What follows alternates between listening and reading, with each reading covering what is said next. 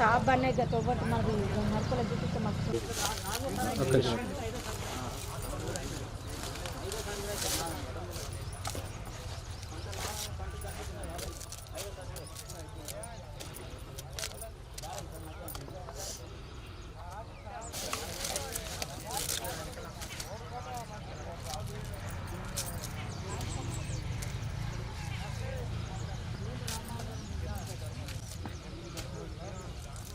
ఇప్పుడే కంటే ఇప్పుడే ఉన్నాయి ఇప్పుడే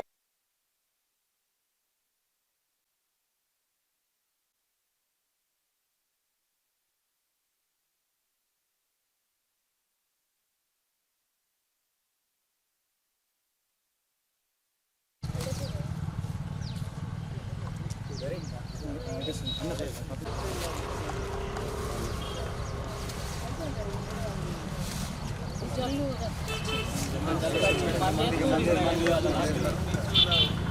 తీసింది ఎక్కువ వేసుకుంటుందనే మందిని వేసుకొని మందు పట్ల తయారు పెట్టుకొని ఇక లేచుంటుంది.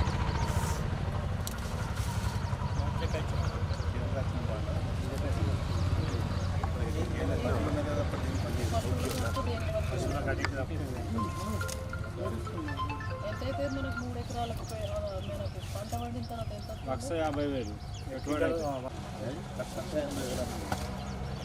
ఈయన సార్ 2 పంట వాళ్ళు పంట పండి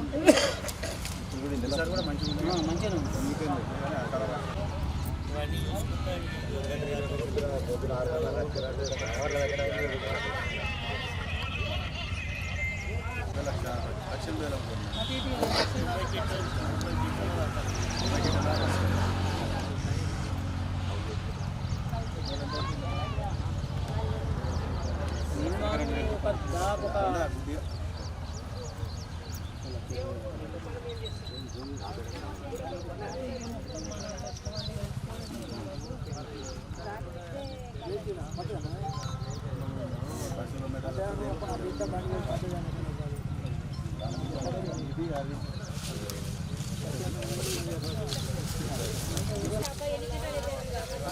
ఎల్లే కూడా రా ఎల్లే పడికనే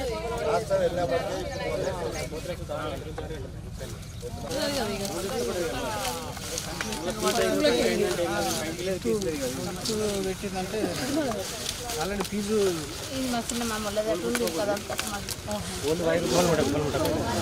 11 కేజీ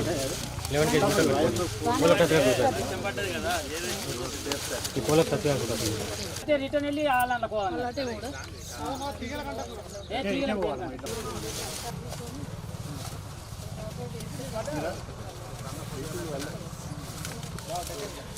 గవర్నమెంట్ మీది అయిపోయినా కదా ఇదేనా ఇంకేమన్నా పంట మక్కలు పెట్టుకున్నాం మేడం పొలం చేసుకోక మక్కలు పెట్టుకున్నాం. వర్షాకాలం పొలం అంటే కూడా మక్కేస్తే ఇంటి కూడా మక్కేస్తే మక్క కూడా ఇట్లా అయిపోయింది.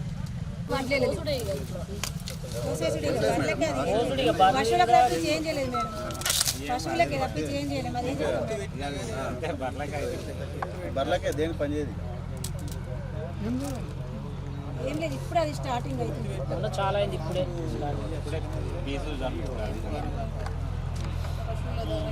పశువులకే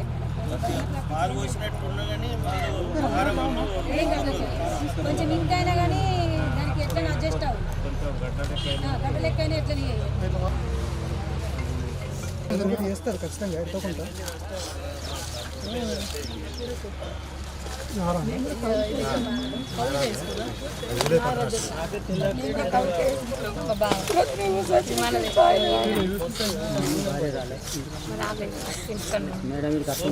పిల్లలు ఇంటర్ ఇప్పుడు డబ్బులు ఎడకలు చేసి పెట్టింటారా మీ పిల్లలు అప్పుడు తీసుకొచ్చి పెట్టారు.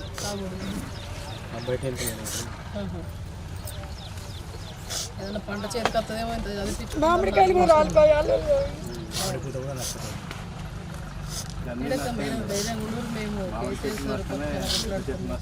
వర్షాలు అన్ని పంటలకు నష్టం, అన్ని పంటలకు నష్టం.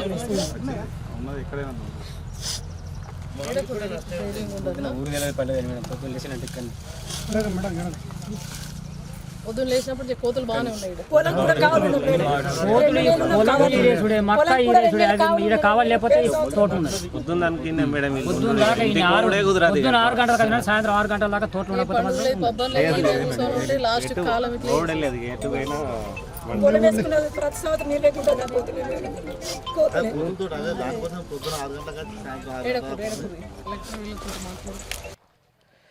ఈరోజు జైత్యాల జిల్లా వ్యాప్తంగా నిన్న కురిసినటువంటి అకాల వర్షాల కారణంగా దాదాపు మరి చేతికొచ్చే పంట మొక్కజొన్న అయితే మరి జల్లిడిచి పీసున్న మొక్కజొన్న పూర్తిగా కూడా నేలమట్టం కావడం జరిగింది. మీరు అందరూ కూడా ప్రత్యక్షంగా చూస్తూ ఉన్నారు. మరి ఇక్కడ ఉన్నటువంటి రైతు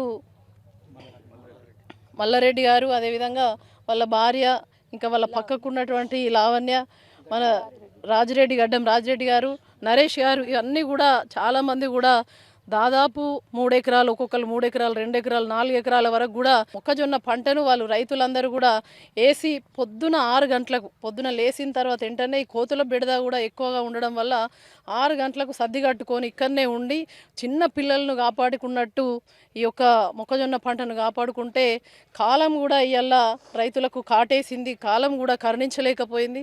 ఇలా చాలా బాధాకరం, చూస్తే దుఃఖం వస్తూ ఉంది. ఎందుకంటే ఇవాళ కాంగ్రెస్ సర్కారు కూడా రైతుల పాలిట శాపం అయిపోయింది.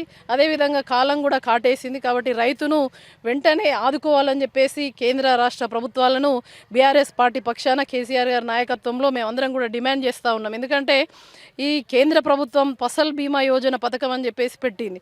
కేవలం అది మండల్ యూనిట్గా కాకుండా గ్రామాన్ని యూనిట్గా తీసుకున్నట్టయితే ఈ నష్టపోయిన రైతుకు మరి ఎంత పెట్టుబడి పెట్టిండో, ఎంత లాగోడి పెట్టిండో అది కొంచెం అందే అవకాశం ఉంటుంది. కానీ వీళ్ళు అసలు ఆ ఫసల్ బీమా యోజన పథకం అమలవుతుందా లేదా తెలియని పరిస్థితుల్లో ఉన్నారు. చిన్న పిల్లలు ఉన్నారు, చదువుకోవడానికి అన్ని వడ్డీలకు తీసుకొచ్చి మేము దీంట్లో పెట్టుబడి పెట్టినాం, మాకు వస్తుంది కావచ్చు, ఆదాయం వస్తే పిల్లలు కుటుంబం బతుకుతామన్న అటువంటి ఆశలు కూడా ఇలా అడియాశలు అయిపోయినాయి.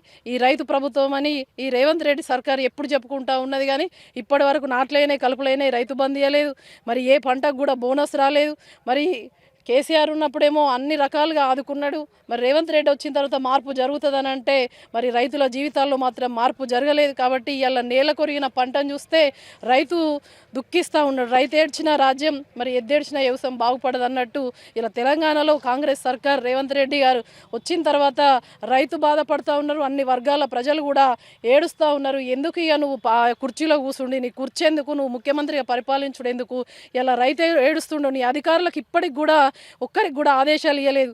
మా ఏఈఓ గారిని అడుగుతానేమో మాకు ఇంకేం ఆదేశాలు లేవు, మేము ఏం స్పందించాలి మేడం, మాకు ఆదేశాలు వస్తేనే మాట్లాడతామండి అంటే రైతు గుడగొడ ఏడుస్తుండు. నిన్న వర్షం పడ్డది, కనీసం కూడా వాళ్ళ అధికారులు మరి అదేవిధంగా ప్రజాప్రతినిధులు ఇక్కడ అభివృద్ధి మంత్రం చెప్పిస్తున్నటువంటి అభివృద్ధి ప్రదాత ఎమ్మెల్యే ఎక్కడ వేయండి చెప్పేసి అడుగుతా ఉన్నాం. రైతు బాంధవుడు రేవంత్ రెడ్డి అని పార్టీ మారినవు కదా, కనీసం ఇవాళ నేల కొరిగిన పంట రైతు మన రైతు మల్లారెడ్డి గారు వీరందరూ కూడా మీకు ఓట్లేసి గెలిపిస్తే చివరికి దుఃఖమే మిగిలింది. ఎట్టి పరిస్థితుల్లో కూడా దీన్ని అధికారులు మరి ప్రభుత్వం యంత్రాంగం మొత్తం కూడా స్పందించి ఎంత పంట నష్టం జరిగిందో జైత్యాల జిల్లాలో దాన్ని అంచనా వేసి వెంటనే పంట నష్టం ఎకరానికి దాదాపు 20,000 పంట నష్టాన్ని ఇవ్వాలని చెప్పేసి మేము బీఆర్ఎస్ పార్టీ పక్షాన ప్రభుత్వాన్ని డిమాండ్ చేస్తూ ఉన్నాం.